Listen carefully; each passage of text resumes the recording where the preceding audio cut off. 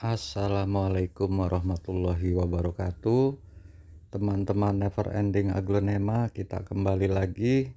Semoga teman dalam keadaan sehat. Dalam kesempatan ini kita akan melakukan perbanyakan aglonema, tapi khusus untuk teman-teman yang tidak punya lahan banyak, tidak punya lahan luas. Misalnya lahannya hanya sekedar teras saja. Jadi dalam episode ini cocok untuk teman-teman yang akan melakukan perbanyakan tapi terbatas kepada tempat ya. Baiklah, kita akan mulai untuk mencari memilih aglonema mana saja yang kira-kira bisa untuk dijadikan contoh untuk perbanyakan di lahan yang sempit. Ya, ini ada beberapa. Kita akan cari yang sekiranya sudah bisa untuk dilakukan perbanyakan. Ya, kita pilih-pilih saja di antaranya yang mungkin yang batangnya sudah agak tinggi nih, teman-teman. Nah, contohnya mungkin ini kita lihat. Ya, ini bisa. Ya, ini adalah Cochin Majesty. Ya, ini satu contoh. Nanti akan kita buat eksperimen. Kita akan lakukan perbanyakan. Kita perlu satu contoh lagi. Ya, kita cari yang menurut kita bisa untuk dilakukan perbanyakan. Ya. Nah, ini juga bisa ya. Terlihat batangnya sudah panjang sekali dan kelihatan juga akar-akarnya tuh sudah mulai keluar ya. Ini adalah salah satu jenis aglonema butterfly. Ini akan kita jadikan contoh. Jadi dua pot ini akan kita jadikan sampel untuk perbanyakan yang tidak memakan banyak tempat, teman-teman. Kita mulai dari aglonema butterfly ini. Ya, di sini sudah terlihat bahwa batangnya sudah panjang. Ini akan kita lakukan perbanyakan dengan cara potong ya. Kita akan cara potong atas ya.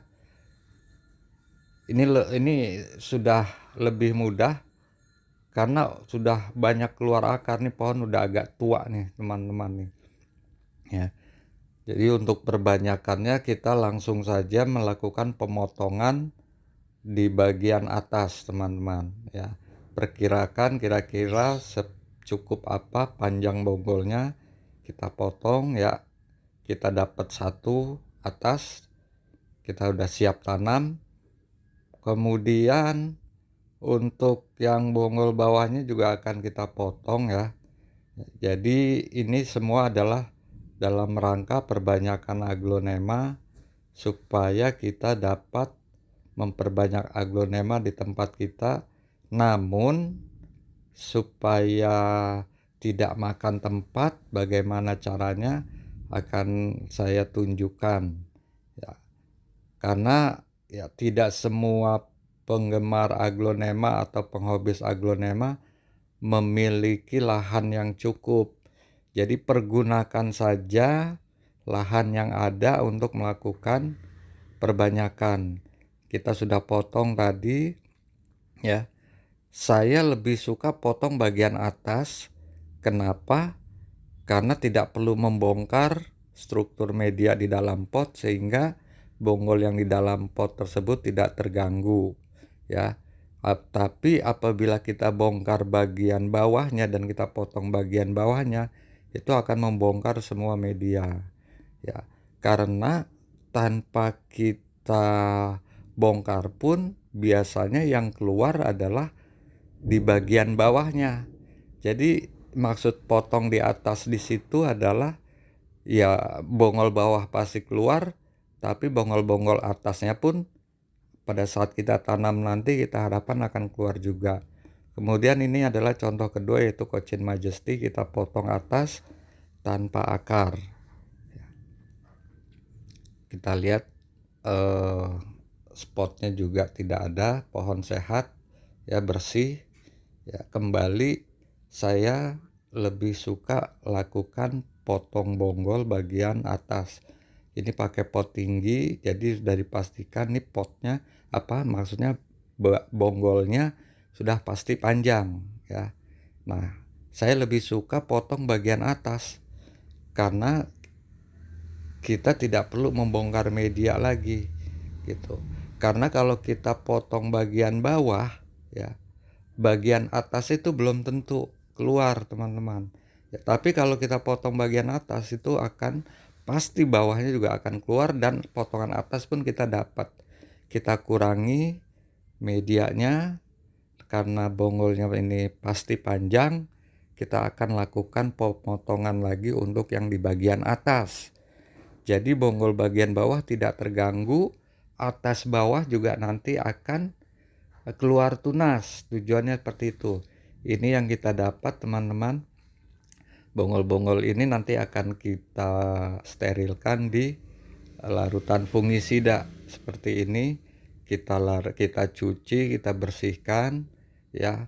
Kalau perlu kita diamkan dulu sampai beberapa saat. Setelah dicukup, kita angkat, kemudian ini udah siap untuk ditanam. Nah, bagaimana untuk cara penanamannya adalah saya melakukan penanaman secara grouping. Jadi tidak satu bonggol, tidak satu pot ya. Jadi kita akan lakukan penanaman secara grouping dalam satu pot bisa dapat banyak. Nah, cara ini adalah untuk mengirit tempat ya, karena keterbatasan lahan ya. Kita tanam saja berkelompok dalam satu pot, kita tanam banyak ya. Dengan cara ini kita bisa ngirit media, kita bisa ngirit tempat gitu. Kemudian setelah kita tanam, setelah kita tempatkan seperti biasa ya, kita letakkan saja di tempat-tempat yang sekiranya masih ada ruang ya, terus kita tambahkan sampai sekiranya dirasa cukup, dan kemudian kita taburkan lagi media bagian atas. Dan ingat, jangan sampai tertimbun semua. Usahakan bagian bonggol yang tertimbun adalah setengah dari bagian ya. Ini kondisinya setelah kita siram, jadi ada bagian-bagiannya. Kemudian ini adalah contoh beberapa bulan lalu yang saya sudah lakukan penanaman secara grouping. Di sini sudah keluar ya tunas-tunasnya dan daun-daunnya. Ya, kita terlihat di situ udah ada yang dapat satu daun, sudah ada yang keluar tunas ya. Nah, seperti yang saya tunjukkan di sini, ini tunas keluar. Dan ini daun baru.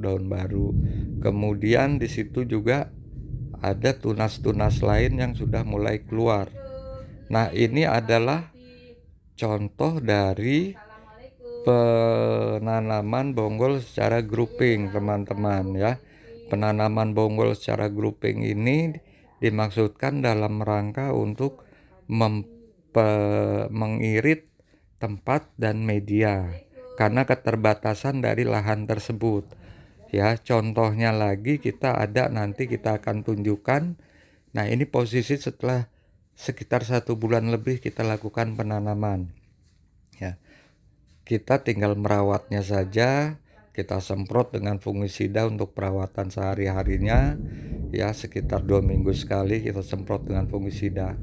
Nah, untuk 3 bulan 4 bulan ke depan posisinya akan seperti ini nih teman-teman ya. Jadi hasilnya memang grouping, nggak apa-apa ya. Nanti setelah dirasa cukup, ini akan kita pindahkan lagi ke masing-masing pot. Ini hanya sekedar contoh dari hasil penanaman bonggol secara grouping seperti yang sudah tadi di awal. Ini adalah hasil setelah 4 bulan ya, sekitar 4 bulan setelah penanaman dari awal ya. Posisinya sudah ada yang 2 daun, udah ada yang 3 daun ya. Jadi dengan cara ini kita bisa untuk mengirit tempat. Nah, ini contoh lain ya yang saya sudah lakukan.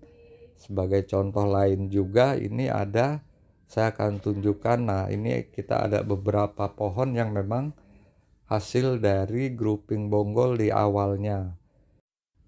Kemudian ini ada contoh lagi, ini adalah hasil penanaman bonggol yang lebih muda.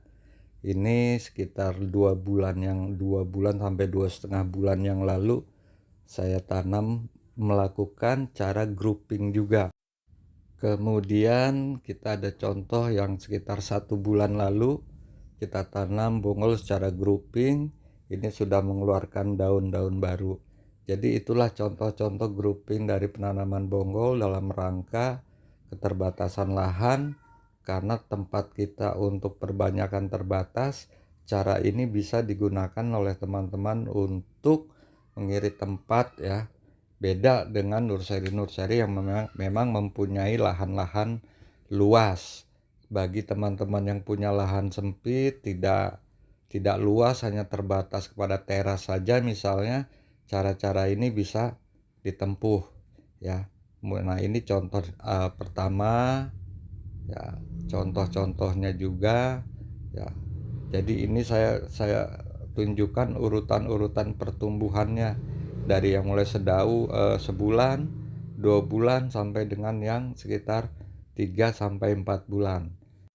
Untuk perawatan kesehariannya ya, kita seperti biasa melakukan penyiraman, melakukan pemupukan, kemudian menjaga tingkat kesehatannya dengan menyemprotkan fungisida, insektisida, bakterisida. Kemudian untuk pucuknya yang tidak ada akar, kita lakukan pengepalan tanah merah. Kemudian untuk yang pucuk sudah ada akar, kita bisa langsung tanam saja, teman-teman. Demikian, terima kasih atas perhatiannya. Semoga menginspirasi. Kita bertemu lagi di kesempatan berikutnya. Wassalamualaikum warahmatullahi wabarakatuh. Terima kasih teman-teman yang sudah menonton video ini. Jangan lupa klik tombol subscribe. Dan jika kalian suka video ini, angkat jempol kalian. And see you.